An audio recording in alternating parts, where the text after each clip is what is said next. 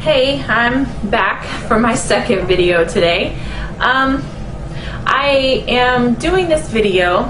I've been, like I said in my first video, I've been watching the Black Hebrew Israelites on YouTube, and I've been learning a lot.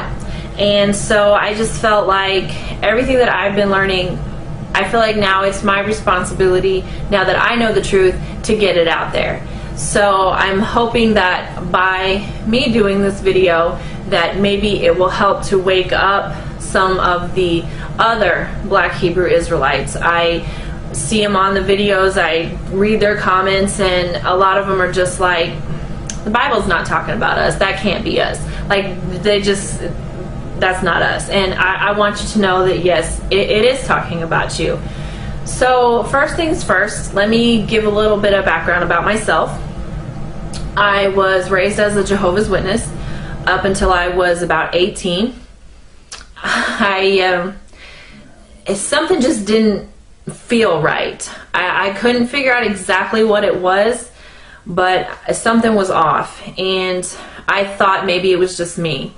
I don't know if you're familiar with the Jehovah's Witnesses, but if you are not living the guidelines that they say you should be living, you're not accepted. And so I just felt like, well, I'm just a bad person. I can't live like that.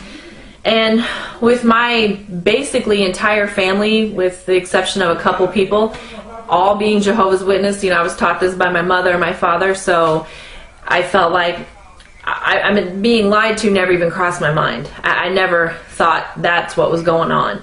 But now I realize, yeah, that is exactly what happened, and I'm also trying to get my family to realize the truth.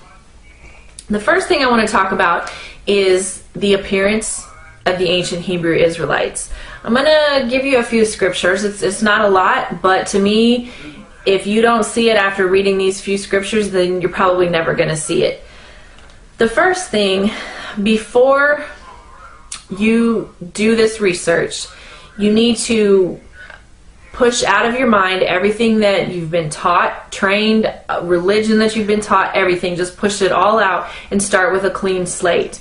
It took me about a year for my eyes to be opened, because even though I wasn't a Jehovah's Witness anymore, I still felt like that was the truth, and I was still defending it.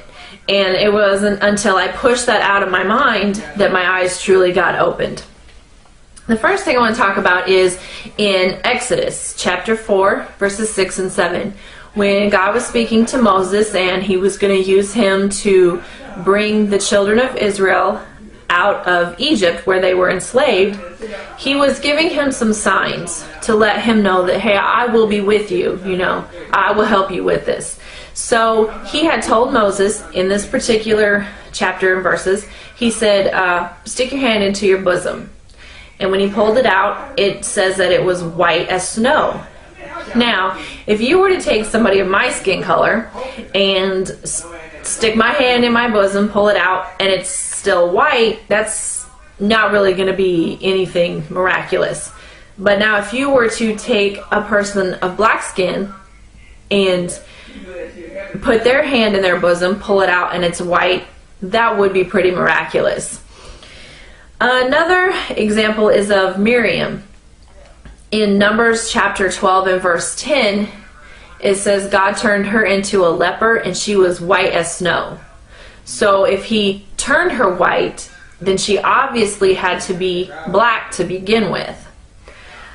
In Amos 9 and verse 7, God is speaking to the children of Israel, and he says, are you not as the Ethiopians unto me? Now, some versions are going to say Cushite, which if you don't look that up, it's not really going to mean much to you. But if you look up the word Cushite, it's going to say Ethiopian. Now, we all know Ethiopians are very, very dark-skinned people. And God was comparing his people, the children of Israel, to them. A couple of other scriptures are Lamentations 5 and verse 10 and Job 30:30. Those also refer to the skin color of the Israelites as being black. Now, I have to tell you this. If you have a new King James Version, it's going to take the word black out. You need to go into an older King James Version and it will have the proper words in there. Now you have to ask yourself, first of all, why do we need a new version of the Bible? What was wrong with the old one? And second of all, why would they take the word black out? What are they trying to hide? Now, in Revelation chapter 1, verses 13 through 15, is a description of Christ. And it brings out that he had hair white like wool. Now, I want to show you a picture. I mean, I'm pretty sure everybody knows what wool looks like, but I just wanted you to get a good visual.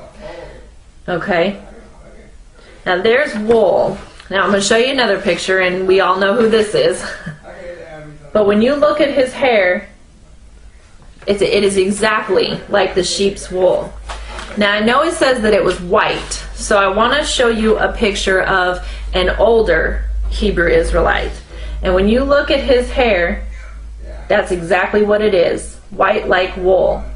Now if you look at the gentleman next to him, who is a so-called white person, he does not have woolly hair. And white people in general don't. I mean, you look at my hair, it's not woolly. It's thin and fine and straight, which is pretty much the norm for the so-called white people. Now also in Daniel 7, chapter 7, verse 9, it talks about the Ancient of Days, which is God himself. And there's a description of him there, and it says he had hair white like wool. So when you read these scriptures, it really shows beyond a shadow of a doubt that God, Christ, and the ancient Hebrews were all black people with hair like wool. Excuse me. Now another thing I want to touch on is in Deuteronomy chapter 28. Now the first 14 verses are talking about God is telling the Israelites, okay, if you keep my commands, this is what I'll do for you.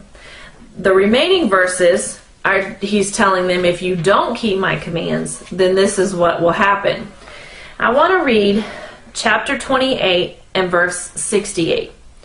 It says, "And the Lord shall bring thee into Egypt again with ships, by the way whereof I spake unto thee. Thou shalt see it no more again, and there ye shall be sold unto your enemies for bondmen and bondwomen, and no man shall buy you." Now if you were to get a globe and you were to look at where the Hebrew Israelites were at, they would not need a ship to get to Egypt. So God was obviously talking about something else. He wasn't talking about the physical land of Egypt.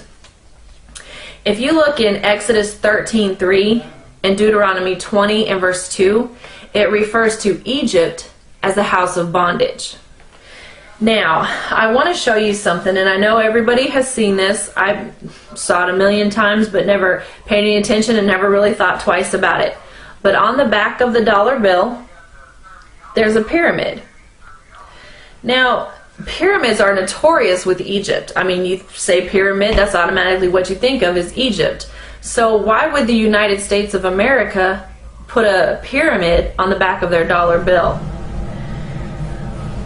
Now, with the word Egypt meaning house of bondage, God was obviously telling the Israelites, hey, I'm going to put you back into slavery. Now, the only race of people that were brought over on ships and sold as bondmen and bondwomen, which are slaves, are the so-called African Americans. That's the term that the white man has given them. Now, like I said before, if after you do this research, which I don't expect you to take anything that I'm telling you, look it up for yourself, do the research. That's what I did. Anytime I was shown a scripture, shown something in a book, I'd look it up myself and do the same thing. And if at the end of that you still can't see it, then I really don't know what else to say. But I want the Black Hebrew Israelites, I'm trying to help to get them woke up and to see the rich heritage that they really have, and what a blessing to be one of God's chosen people. I mean, honestly, I'd give my left foot to be one of God's chosen people. So So I'm just trying to help and get this out there, and I'm hoping that if one person listens to what I have to say and they see the truth, then great. I'm ecstatic. So I'm hoping that this helps, and I hope everybody enjoyed my video. Thank you.